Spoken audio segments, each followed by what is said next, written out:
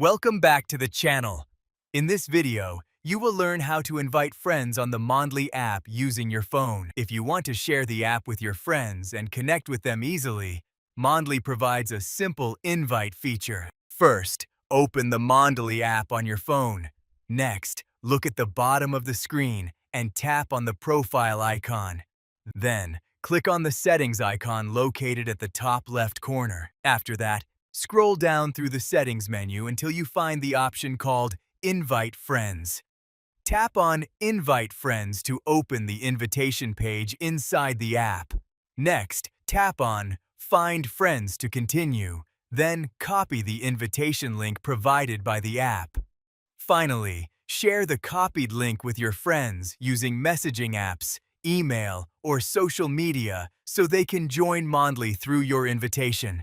Now you know how to invite friends using the Mondly app on your phone and quickly share the learning experience with others.